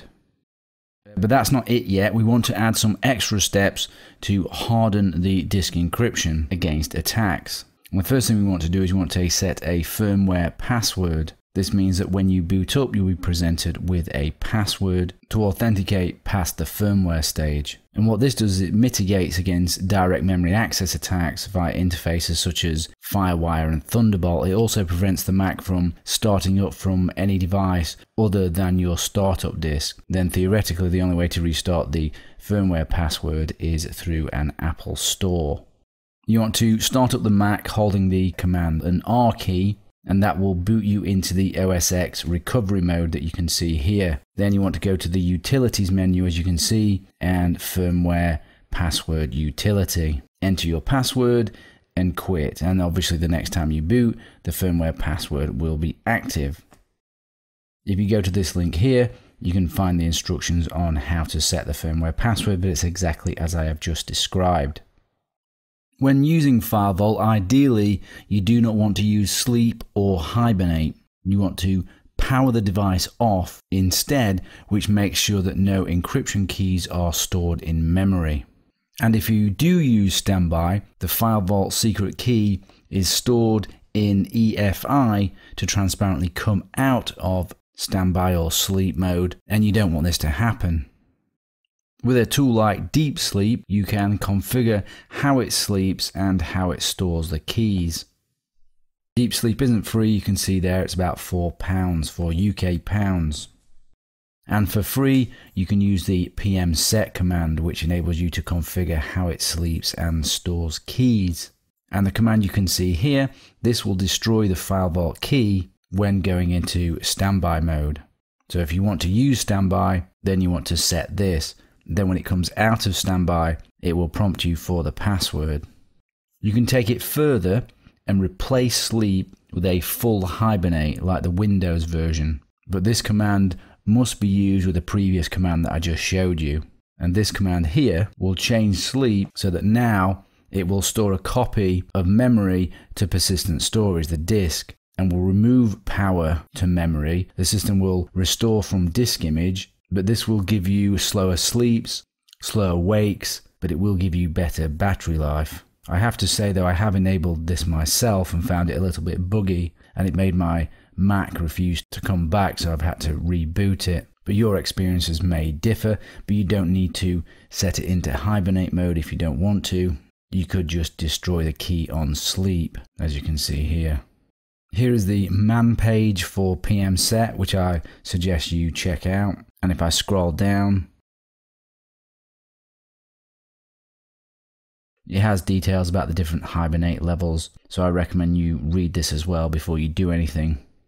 And after you have made any changes, you can use pmset-g, which will give you the status of the changes that you've made. And you can see here the hibernate mode is currently set to 0, but if you were to use this command here, it would set it to 25, and running this command would show this as being changed to whatever you've changed it to. If you want to dig into the details of FileVault 2, then I suggest this PDF document here. And there's also a presentation here that I would recommend. And Apple has a technical white paper on the best practices for deploying FileVault 2. Worth a read, but I've really just summarized all of it just now. So that's setting up FileVault 2. Hope that helps. Let's talk about whole disk encryption for Linux. VeraCrypt, which we've gone through, cannot do whole disk encryption for Linux, but it is a good option for Linux for container and partition encryption. But we're going to talk about whole disk encryption here. Many GNU Linux distributions, for instance Debian, support on-the-fly encryption decryption for the entire disk as a standard feature, and you can decide to use it when you install the operating system, which is the easiest way of installing it. And here in front of you, you can see examples of the install screen where you can select to install whole disk encryption or encryption. And what they use is the dmcrypt kernel module and LUKS, L-U-K-S, Linux Unified Key Setup extension. And for most people, I recommend installing whole disk encryption at the install stage, but with some extra tweaks after, which I'm going to go through. This gives you the best security, but with the least deep knowledge of Linux required, therefore the least chance of configuring it insecurely. There are actually many ways dmcrypt and LUKS can be configured, but the default on install is good for most people. So let's talk about the good points of dmcrypt and LUKS. Against crypto algorithm and brute force attacks, it offers all the algorithm options that you might want. AES, Anubis, Cast56, Twofish, Serpent, Camellia, Blowfish, etc. Every cipher the kernel crypto API offers. And the default on Debian is, as you can see here, it's AES with 512-bit key and XTS plain 64 mode of operation, so it's nice and solid as default. And you can see here that it's also using SHA-1. SHA-1 is used as the hash. And I have mentioned that SHA-1 is academically broken for finding collisions, but not for using it as a key derivation function, as is done here, so it's perfectly fine. dmcrypt and LUKS are open source with no known backdoors or implementation issues. They have been well scrutinized over time.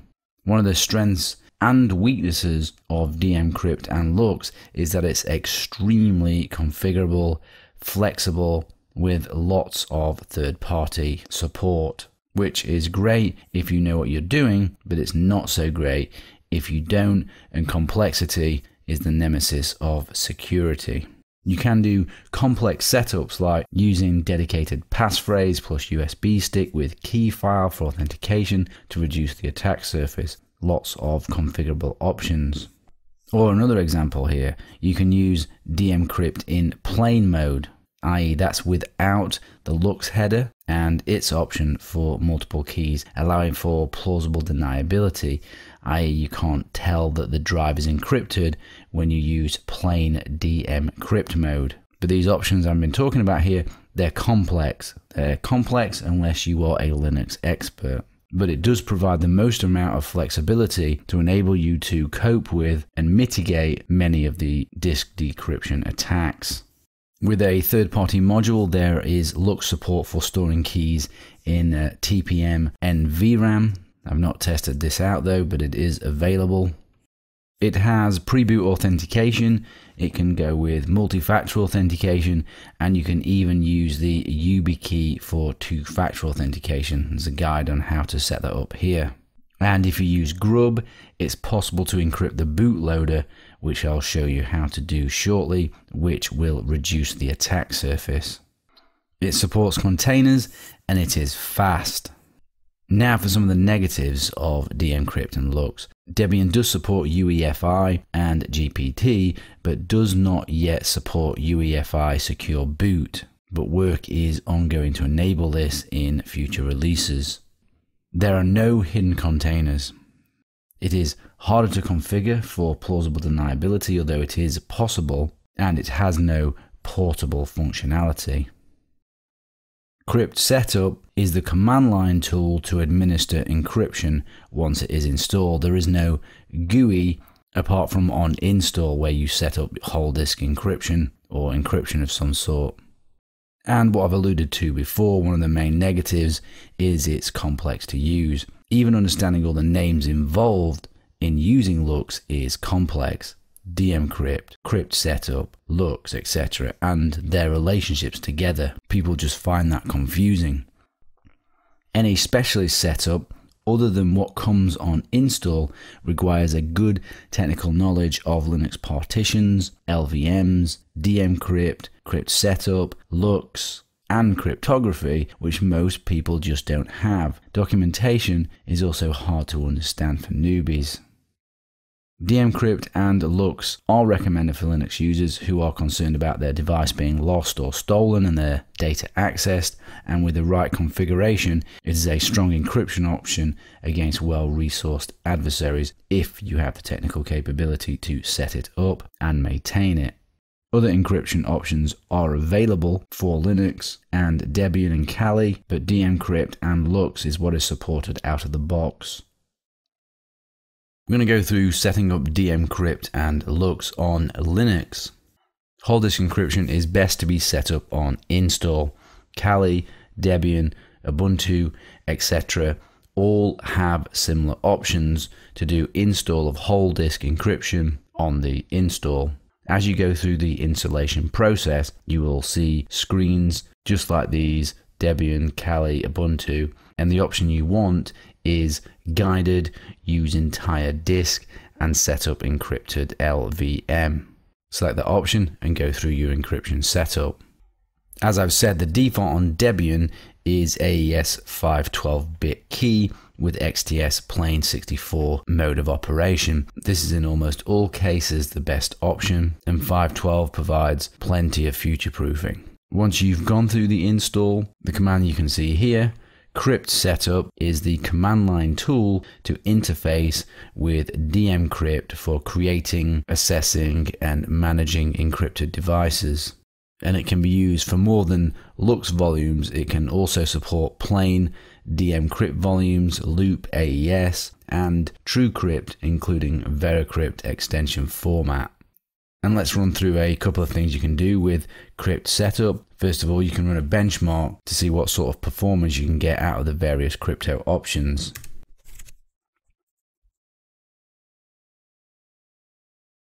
And as is usual, SHA-1 with key stretching is fast, and AES with XTS is fast at 256. If you type in LSBLK, this here is a Debian default LVM encryption once you've gone through the install of the guided use entire disk and setup encrypted LVM option on the install screen. This will enable you to find the encrypted disk, and it's very likely to be SDA5, as you can see here, type crypt. And because we know it's SDA5 now, we can run crypt setup, then LUKS dump, and then the dev device SDA5. And if we go up here, we can see what we've seen before, which gives us our cipher, bit length, salt, etc. And what you can see here is the current password slot that is enabled with its iterations and salts. And you can add more passwords using this command here, crypt setup LUKS add key, and then the device. And you simply just need to add another passphrase to encrypt the disk. So we need to enter an existing passphrase, so that's the current passphrase. And then the new passphrase.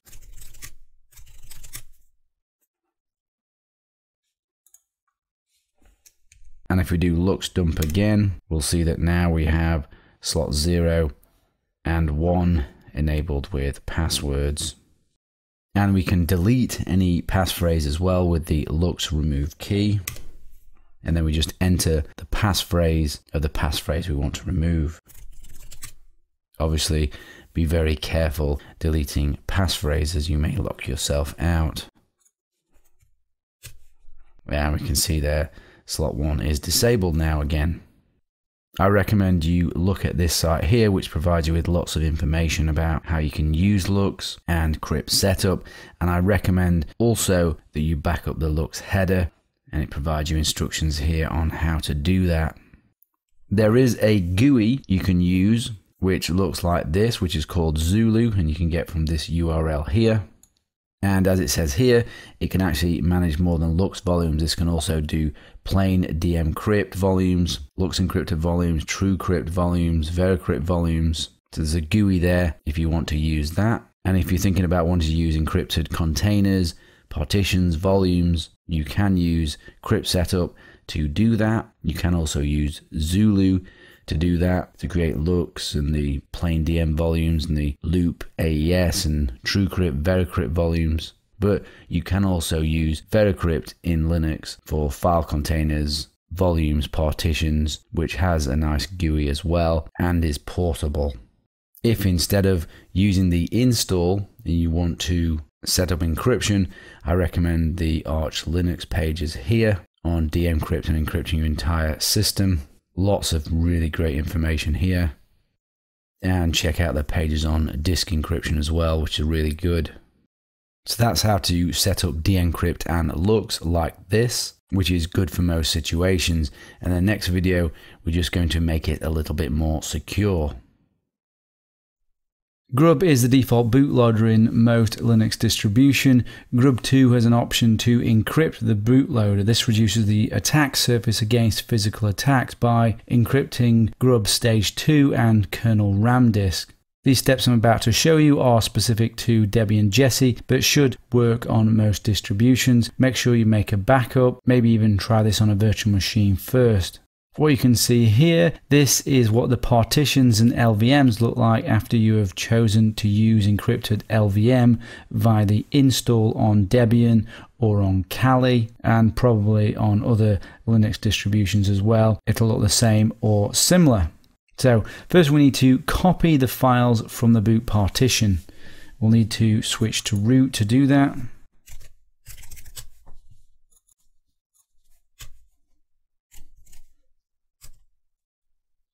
So I've created this here.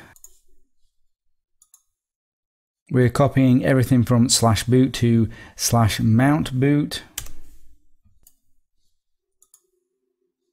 We're copying everything from /boot VM Linux with the wildcard to MNT boot.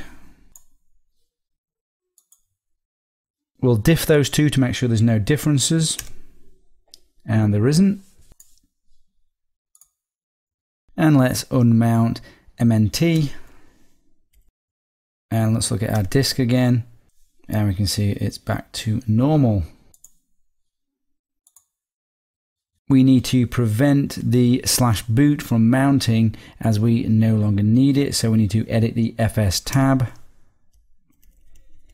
And on here, there it is. So Control K, get rid of that. Save this. Let's make a backup of our grub config file. Then we need to generate a new grub config that loads the appropriate modules. So we'll do that with this command.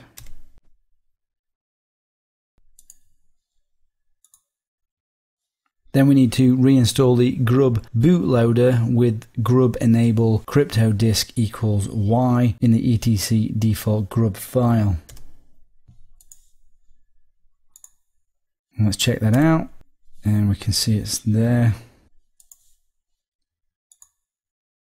And let's run grub install on the disk. And there we go, installed, no errors. So now we should have our grub2 encrypted bootloader. Let's reboot to find out. And here you can see we're asked for the master password. So this is the same password we've set up for the encrypted disk.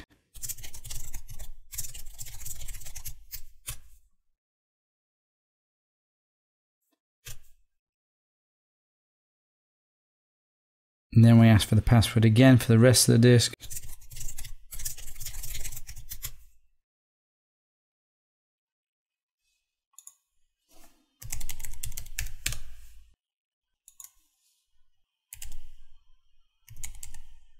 And there we can see the new layout with the encrypted bootloader.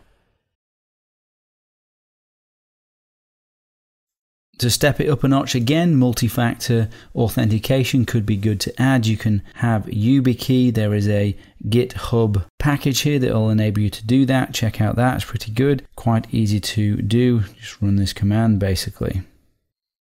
You could also, if you like, move that partition instead to a USB or another device, meaning that your boot partition is no longer local to your device, and then you keep that USB somewhere safe. This can mitigate bootloader attacks, just as encrypting the bootloader can.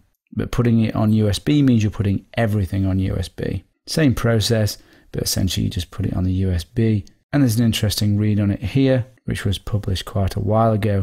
But ultimately, if the attacker can physically access the computer hardware, the device, then meddles with it, and you use it after, you're in trouble. Because the adversary, for example, can just simply attach a malicious component just as simple as a hardware keylogger. They don't even need to try to mess with your bootloader. So these are all just best efforts in that case. Let's talk about self-encrypting drives, SEDs. Many of the modern SSDs come with hardware-based full disk encryption, also called self-encrypting drives, SEDs. Usually the SSD controller contains a full hardware encryption engine, often 128-bit or 256-bit AES, as the encryption algorithm. Often they work by the SDD controller on first initialization, generating a random encryption key, and that gets stored in a hidden location on the SSD drive. All subsequent data written to the drive is encrypted with this key. If the drive self-encrypts and decrypts with no password or authentication, this offers no help whatsoever if someone takes it. The encryption exists between the platters and the controllers only, which is helpful to no one. If, on the other hand, you are able to enter a password or authentication information to decrypt the drive, we are good to go. But can you really rely on these SEDs? What worries me are implementation vulnerabilities, of which there have been some, and hidden backdoors. You also cannot know how the drive really handles encryption. The data is hidden behind the controller, so there's no way to really audit it. With software-based encryption, you are able to take a look. I fear implementation vulnerabilities. I don't think SEDs can be relied upon yet. Sure, use them, but also use software-based encryption with hardware accelerators if your security, privacy, and anonymity matters to you. Defense against attacks will always be a balance between usability and security. That has to be your personal risk decision. Some of the mitigations to defend against disk encryption's attacks simply aren't possible in combination with easy usability given the technology options.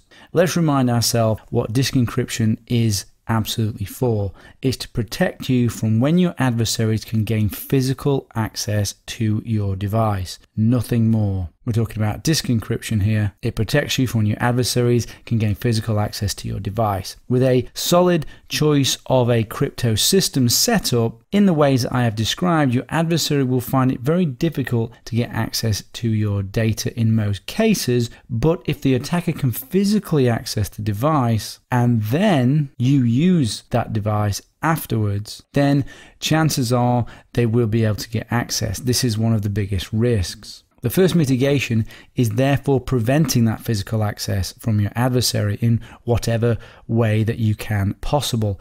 Preferably store your device physically secure or hidden away. If you suspect someone might want to tamper with your machine, you can set up an alert to notify you. What I'm talking about here is maybe pop it in a safe and place a barely visible item somewhere, like a hair, on the device or on the safe. Make sure it can't be blown off and see if that item moves. Also, clear nail varnish is one of the classics that you use. Just a slight dab, and then if that is broken, you can see that it's been tampered with. Anything really that can alert you to the tampering. If you suspect the device has been tampered with, do not use it. Do not enter any of the authentication information, or maybe if you have a hidden operating system or volume, you could choose to open it as a decoy because you know that someone has tampered with it, which then may later help you with plausible deniability, but then after, stop using the device and certainly don't open the real volumes. So don't leave your device unattended and the screen unlocked, even if you're going away for just a minute. If you are very concerned, you need to always power down the device even if you're away for just a few minutes. Then even a locked screen isn't good enough. Or just take it with you. Disable ports that support DMA, including PCI, PCI Express, FireWire, Thunderbolt, and others. Look up online to see what supports DMA on your particular device. You can disable DMA in the BIOS, which is superior to disabling it in the operating system, which you can also do as well. Some people and companies use superglue to prevent access to the ports, but that's obviously quite extreme because then you won't be able to use those ports. All depends on your personal threat landscape. Users preference whole disk encryption as opposed to just container or partition encryption for just your data, as this reduces your attack surface if you use whole disk encryption. Or as an alternative, you can partition up how you do your whole disk encryption. You have multiple encryptor partitions. So for example, you encrypt your system partition and then you have separate data partitions with separate keys and or separate technology. Always use pre-boot authentication with whole disk encryption.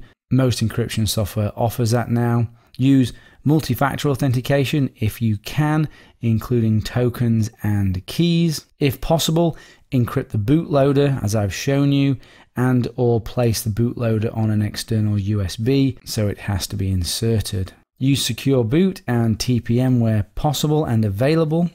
And unfortunately, you have to avoid solid state drives if possible, as these use the trim command and wear levering.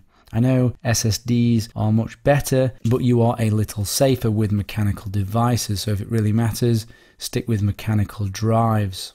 Don't put sensitive data onto a device until it is encrypted. Some crypto systems can leave traces of this clear text even after it has been fully encrypted, so you need to encrypt it first, then put sensitive data on it. If the cold boot attack particularly concerns you, you can consider using this, which is Tresor. Tresor is a secure implementation of AES encryption, which is resistant against cold boot attacks. The basic idea behind this implementation is to store the secret key inside the CPU registers instead of in the RAM, which mitigates the cold boot attack against memory, obviously. So that's an option. Alternatively, you could make accessing the memory and removing it much more difficult. You can tape up the device, superglue the screw heads, glue down the memory case, glue down the memory itself into the board. All of this will delay an adversary from being able to get the memory out. The longer it takes for them to access the memory, the more degraded the memory will be. Also, I've not seen much research on successful cold boot attacks against DDR4 memory. That doesn't mean it isn't possible, but it is likely to be more difficult. So that might be a better option, DDR4 memory. Where you have the functionality to do it, enable power on self-test or post in the BIOS. This is a self-checks, it overwrites the RAM, which will mitigate the cold boot attack. Most devices have the ability to set a BIOS boot password, so you are prompted for a password immediately by the BIOS. Enable this. You want to look at disabling the various ways with which the memory can be dumped to disk. For example, if the system is put into sleep and the secret key will still be in memory in most cases, never do this. In Windows, for example, if the system is put into hibernation, the memory is dumped into the hiberfill.sys file. So you need to disable this kind of functionality. Disable hibernation and secure delete the hiberfill.sys file in Windows as an example. You want to find where your operating system enables memory dumps and core memory dumps, and that needs to be disabled. If you are using just encrypted partitions or containers as opposed to whole disk encryption, you need to consider that the swap file might contain sensitive information swap file or virtual memory file. In Linux, it can be encrypted using LUKS or eCryptFS setup swap. Swaps can be disabled in Linux and Mac, but it's not recommended in Windows to disable. In the section on evidence elimination, we talk more about preventing these sorts of things and run through how it's done. Even if you're not using VeraCrypt, the documentation, which was originally from the TrueCrypt product, on its precautionary measures to take with disk encryption is well worth a read, even if you're not using VeraCrypt. So I recommend checking that out. So that's my general advice in terms of defense against disk decryption attacks. And later on, we're going to talk about nesting crypto systems and obfuscation as additional mitigations. As well as whole disk encryption, partition encryption, container encryption, you can encrypt individual files or archives of files. For Windows, Linux, and BSD, I recommend pzip, which is a free and open source file compression archiver that also has encryption. pzip has a focus for security and supports multiple encryption standards for archives, and optionally using two-factor authentication, a password and a key file for increased security. If you go with 7-zip, you've got AES-256 encryption. If you go with ARC, you've got AES-256, Blowfish, Serpent, etc. So plenty of options there.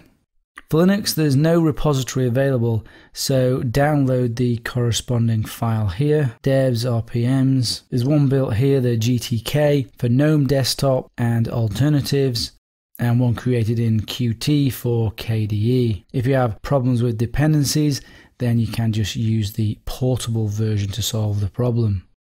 And this is what it looks like, just a standard archiver, much like WinZip or RAR. And you can enter a password and key file here.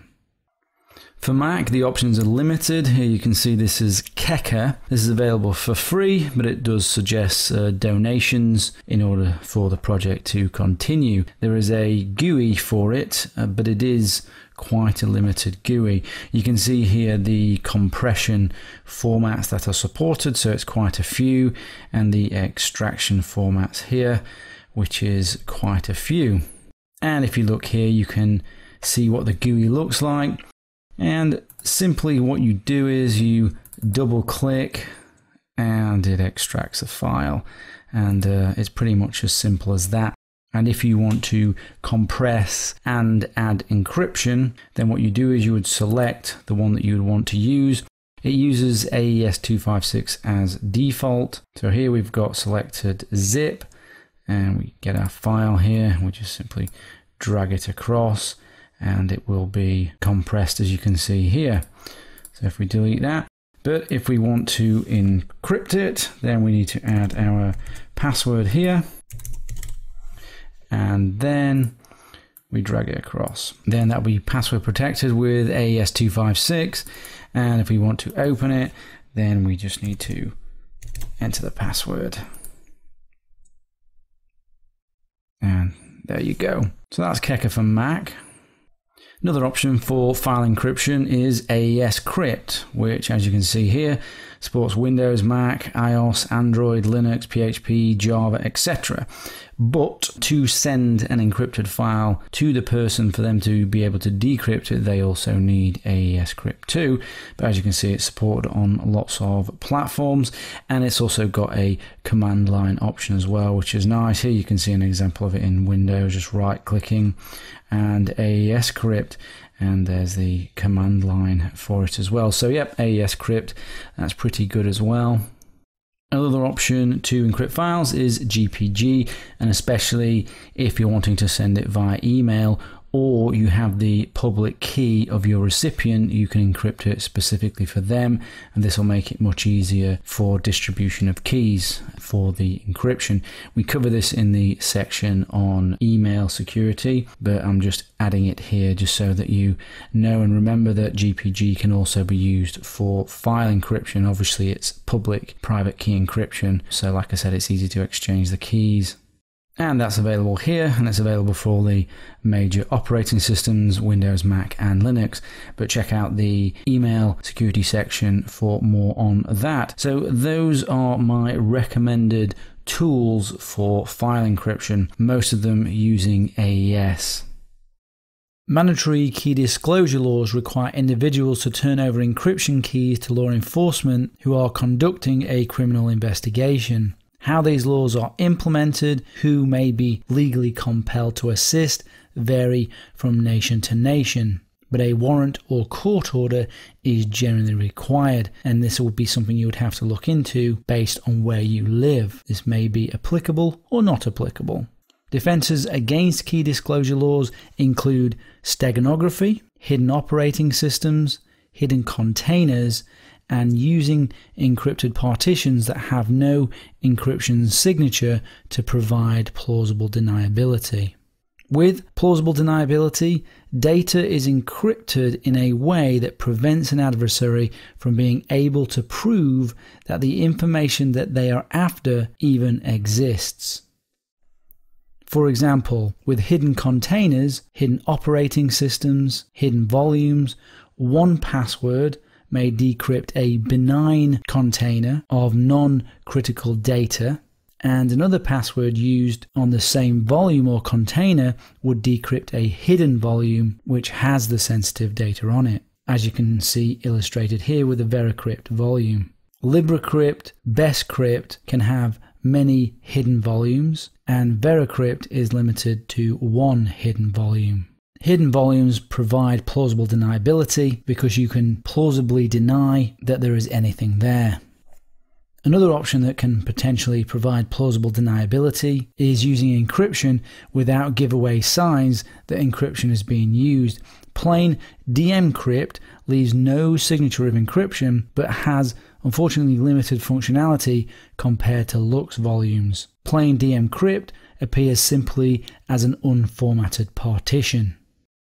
Bscrypt and VeraCrypt partitions also do not contain any kind of signature and appear to consist of nothing more than random data, appearing as an unformatted partition.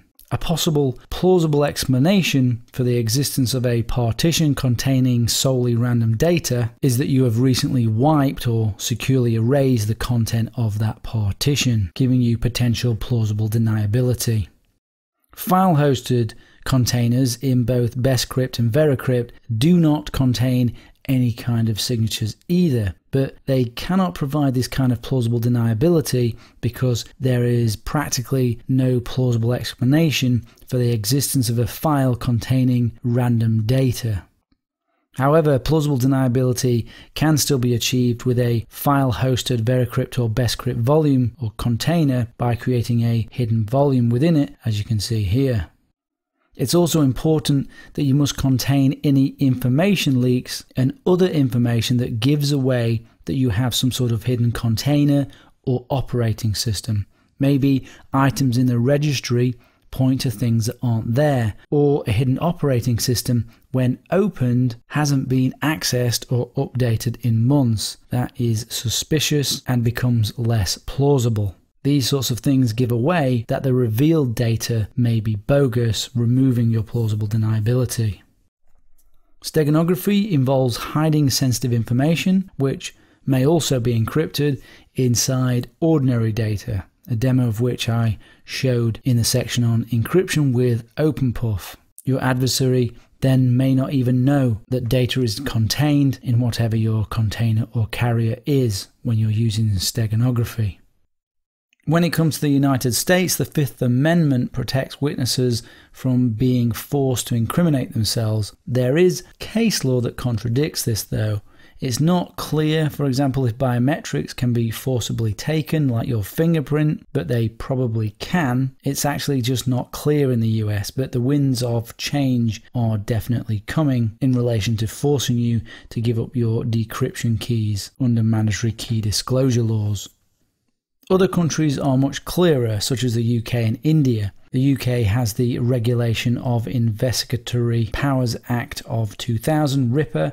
It requires the disclosure of decryption information and or keys to government representatives with a court order. Failure to do so carries a maximum penalty of 2 years in prison currently, and the RIPA law has been used and people have gone to prison. If you cross borders, you usually have very little rights to refuse key disclosure. Even in countries that don't have key disclosure laws, when you're crossing borders, the rules are very different. So take note of that if you travel with an encrypted device, if it has anything sensitive on it, especially if you go to countries with repressive regimes. You may be forced to give up your decryption key.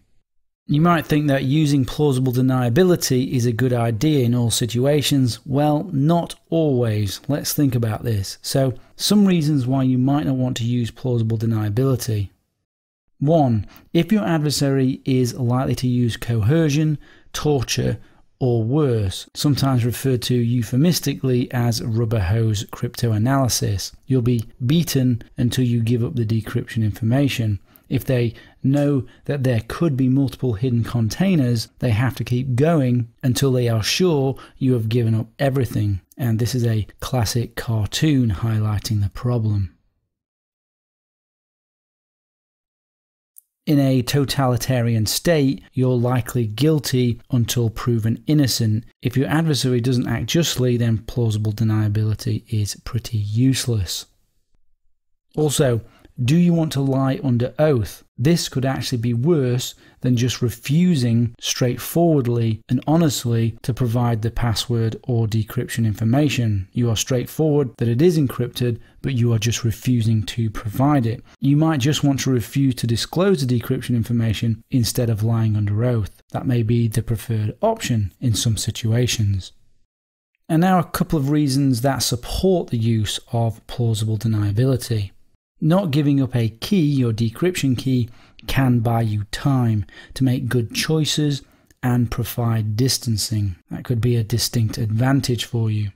Another reason, if you are in a just society, if you feel you live in one, plausible deniability could enable you to provide decryption information as required by the law and enable you not to suffer from the mandatory key disclosure law penalties for not doing so, while also maintaining your security and privacy.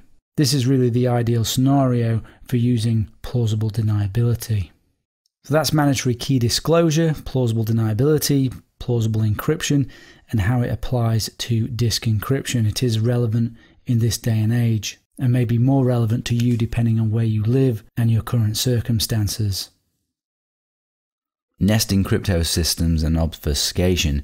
You can attempt to have multiple layers of encryption and obfuscation, hidden and unhidden, to throw your adversary off. This is for the more extreme cases. When you start to stack encryption, obviously performance is affected, but this may be a secondary concern for you over security and privacy. So let's talk about some obfuscation examples here. First and foremost is the software whole disk encryption like LUKS, VeraCrypt, BitLocker, etc. That's kind of a foundation of encryption. Then you can build on that with a self-encrypted drive that has authentication to give you access to the drive. This is providing double encryption but with no performance hit. You could elect to encrypt the system partition with software disk encryption and then separately encrypt a number of volumes that contain data of different levels of privacy. Each of those volumes will be open or closed as necessary.